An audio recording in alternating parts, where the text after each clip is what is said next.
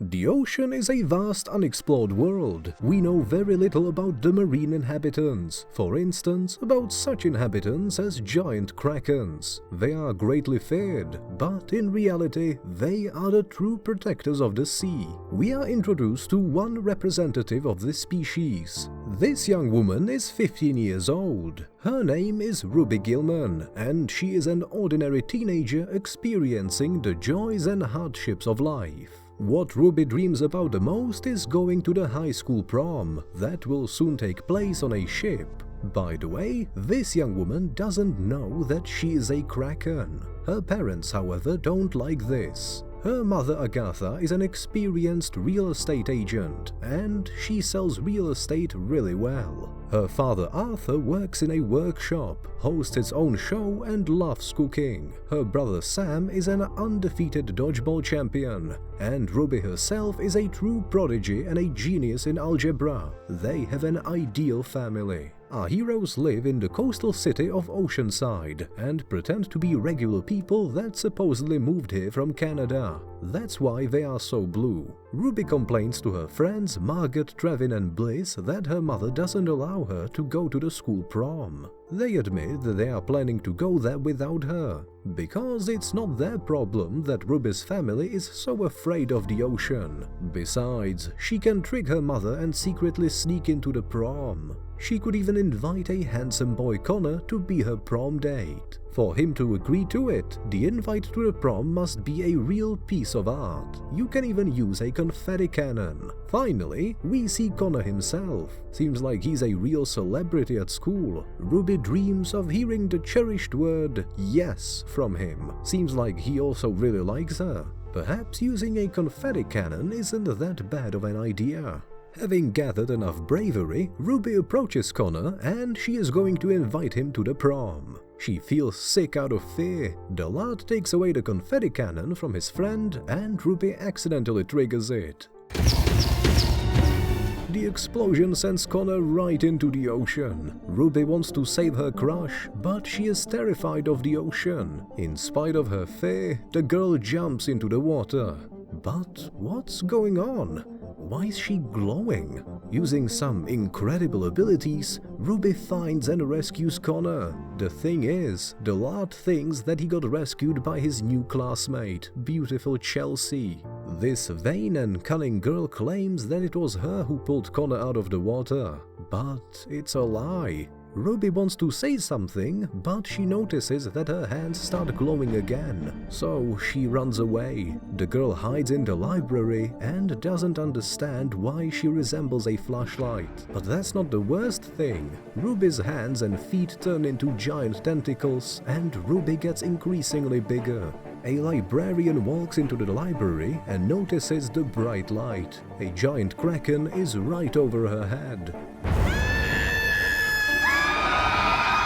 Ruby keeps growing and destroys the library. Now she is as big as a skyscraper. People run away in fear, and the only person who is not afraid of the giant kraken is the beautiful Chelsea. Meanwhile, Ruby's mother does another presentation of a new house for potential buyers. Going outside, Agatha notices her daughter. She immediately gets in a car and rushes to the school. However, on her way there, she hits someone. It's another Kraken, her brother Brill. Agatha throws him in the car and keeps driving. In the meantime, Ruby tries to hide in the forest, but such a giant can't hide anywhere. Agatha finds her daughter and asks her to return home. But there is no house that she can fit in. Ruby's mother says to her that she will surely return to normal and she just needs to wait a bit. Soon, Ruby does return to her normal size and she meets Brill. The family returns home and Ruby immediately throws a tantrum. Why were her abilities kept a secret from her whole life? Agatha explains to her daughter that coming into contact with salty water turns her into a giant kraken. And by the way, only female krakens can do that. This news angers the girl even more, and she storms into her bedroom. Realizing that her mother hides something else from her, Ruby escapes from the house and finds Brill. The poor thing desperately fights with seagulls for a piece of a corn dog. Ruby learns that she has a biological grandmother. She decides to visit her relative. She jumps into the ocean and transforms instantly. Now Ruby is a giant glowing kraken with lots of tentacles again. Uncle Brill jumps after her and shows her how to get to her grandmother. Finally, she sees all the marine inhabitants that she read about in the books. Ruby enters the kingdom of krakens and finally meets her grandmother. She is the queen and the ruler of the 7 seas, and she asks to be addressed as Grandmama. Ruby's grandmother gives her cookies and tells her that she is the crown princess that will inherit the throne after Grandmama. This news almost gives Ruby a panic attack. The grandmother explains that the Kraken's job is to protect the ocean from sea monsters, and mermaids are the most dangerous of them all. Turns out mermaids are vain egoists that only dream of power. Their queen Nerissa is the biggest evil in this world. She owns an ancient relic, the trident of Oceanus. The Krakens fought with mermaids and won only thanks to the brave Agatha. Turns out Ruby's mother used to be a great warrior, but she didn't want to inherit the throne and left the ocean with her family in order to live like ordinary people. Having thought about it a little, Ruby refuses to inherit the throne too. She prefers studying at school rather than ruling an underwater kingdom. She swims back, however on her way back an elderly sailor Gordon Lighthouse catches her. This sea monster hunter nearly kills her. However, suddenly, Chelsea saves her. Turns out this new beauty from her class is a mermaid. The sailor throws a bomb into the sea, but Ruby and Chelsea manage to swim away in time. Gordon, however, doesn't. Chelsea says that now they will become friends, but Ruby is too tired from this crazy day and returns home.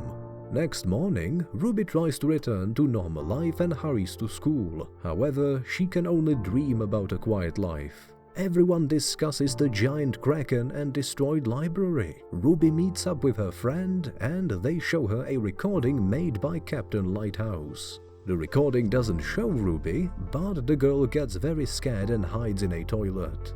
There, she sees Chelsea and admits to her that she dreams of becoming an ordinary teenager. The mermaid suggests that they play truant. They swim in the ocean and have a great time. Finally, they don't need to hide anything from each other.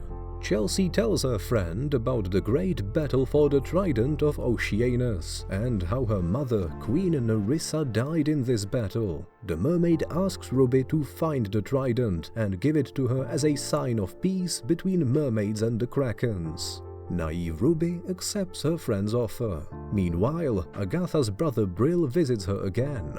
The news broadcasts another report about a giant Kraken. Captain Lighthouse is ready to do anything to catch it. Then Sam, Arthur and Brill join the fierce sailor's team to supposedly help him hunt down the Kraken.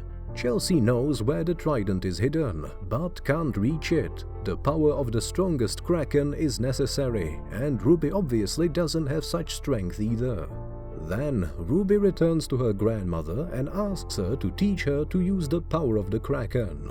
Grandmama actively trains her granddaughter to use all the power of the ocean, and she also teaches Ruby her signature trick, laser eyes. Ruby gets stronger and stronger, however, she still can't pull out the trident. In the meantime, active preparations for the prom are underway at school. Ruby only talks to Chelsea and ignores all her old friends. Captain Gordon Lighthouse fights the Kraken again. However, Arthur, Sam and Brill sabotage the ship and prevent the old man from catching the sea monster. Instead of the Kraken, they trick the sailor with an ordinary glowing jellyfish. It's the night of the prom. Ruby introduces her mother to her new friend Chelsea. Agatha is furious that her daughter befriended a mermaid, because they have been enemies for many centuries. Disappointed, Agatha forbids her daughter to associate with Chelsea and see her grandmother. Having gotten angry, Ruby turns into a giant Kraken and flees to the ocean. Agatha too sets out to confront her mother. She admits that Ruby has befriended the daughter of Nerissa herself. Grandmama is horrified because Nerissa never had children. Speaking of Ruby, now she has only one goal, which is to get the trident for Chelsea. So much anger, rage and hatred are bottled in her that she finally succeeds in overcoming all the obstacles and pulling out the greatest artifact of the mermaids. Satisfied, Ruby brings her friend the trident, and then the mermaid finally confesses that she is Queen Nerissa. The mermaid turns into a giant. She brags about fooling the naive Ruby and buries her under stones. Meanwhile, lonely Connor feels sad at the prom. The giant mermaid rises from the deep waters with the magic trident in her hands and sets out to destroy the city. Agatha and Grandmama try to stop the villain, but she's got a very powerful artifact, and that's why it's impossible to defeat her. Brill dives into the ocean and finds Ruby. He helps her to get out and believe in herself again. Then Ruby rises to the surface in order to stop the mad Nerissa. The whole school watches their furious battle with curiosity. Because of the sea battle, the ship where the prom is held is about to be swept by a giant wave. But Ruby grabs it, lifts it up and saves everyone. Having put the ship back, she continues the battle and uses her signature trick, laser eyes. Ruby says that the trident can be destroyed. Together with her mother and grandmother, she uses the laser eye trick to destroy the trident, defeat Nerissa and shrink her back to normal size. After that, Gordon catches the mermaid. Ruby forgives her mother for hiding the truth from her and returns to the prom. She is greeted as a real hero. Ruby makes up with her friends and invites Connor to dance with her. Of course, the lad agrees. Yes, his girlfriend is a Kraken. So what? Sometime later, everyone returns to normal life. Now, Ruby and Connor are in love, and Ruby is a defender of Oceanside. That's because the sea always needs a Kraken, and the Kraken always needs the sea.